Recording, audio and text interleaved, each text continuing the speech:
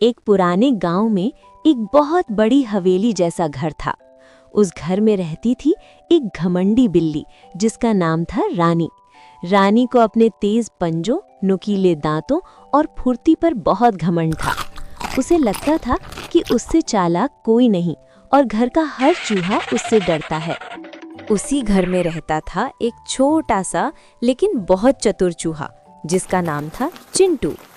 चिंटू दिखने में साधारण था लेकिन दिमाग उसका बहुत तेज चलता था। वो हमेशा कहता था, जंग ताकत से नहीं, अक्ल से जीती जाती है।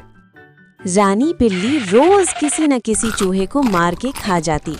कई चूहे तो डर के मारे घर छोड़कर चले गए, लेकिन चिंटू वहीं रहा। उसे भरोसा था कि अगर सही समय पर सही दिमाग लगाया जाए तो बड़ी से बड़ी मुसीबत से बचा जा सकता है। एक दिन चिंटू ने देखा कि रानी बिल्ली के लिए जूस रखा हुआ था। उसने अपना दिमाग लगाया और जूस में मिर्ची का पाउडर मिला दिया। जैसे ही रानी बिल्ली जूस को पीने लगी तो उसके मुंह में बहुत तेज जलन होने लगी। उसने दूध को वहीं थूक दिया और रानी बिल्ली देखने लगी कि किसने ये करतूत की है। चिंटू, अगर तुमने ऐसा काम किया होगा तो मैं तुम्हें नहीं छोड़ूंगी।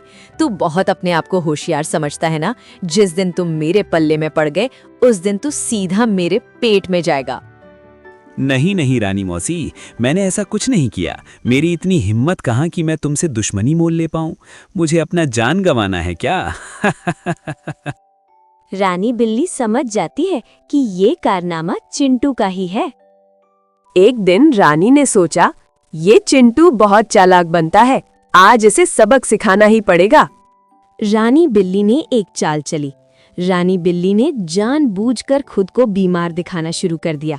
वो एक कोने में लेट गई, आंखें बंद कर लीं और हिलना डुलना भी कम कर दिया। घर के बाकी चूहे को लगा कि रानी बिल्ली मर गई, लेकिन चिंटू को शक हुआ।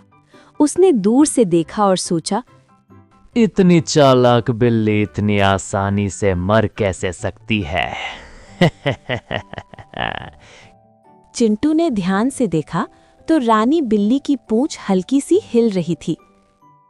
रानी मौसी, जितना तुम मुझे उल्लू समझती हो उतना मैं हूं नहीं। अभी तो खेल बाकी है।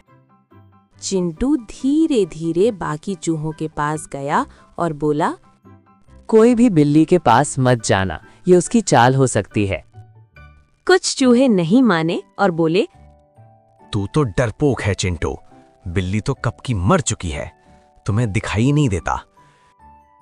चूहों ने जैसे ही रानी बिल्ली के पास गए, रानी बिल्ली ने झपट्टा मारी। एक चूहे को उसने अपने मुंह से दबोच लिया। अब सबको चिंटू की बात समझ आ गई। अब चिंटू ने भी एक योजना बनाई। अगले दिन उसने घर के मालिक को ये कहते सुना, अगर घर में चूहे कम नहीं हुए तो बिल्ली को बाहर निकाल दूंगा। चिंटू को मौका दिखा। उसने रात को जानबूझकर रानी के सामने आकर कहा, अरे रानी मौसी, तुम कितनी महान हो, लेकिन सुना है तुम्हारे मालिक तुम्हें बाहर निकालने वाले हैं। अब कहाँ रहोगी रानी मौसी? क्या? ऐसा कैसे हो सकता है? क्योंकि तुम अब चूहा नहीं पकड़ पा रही हो। रानी का घमंड टूट गया। उसने गुस्से में आकर बिना सोचे समझे पूरे घर में उथल-पुथल मचा दी। बर्तन गिरे, आवाज हुई और मालिक की नींद खुल गई।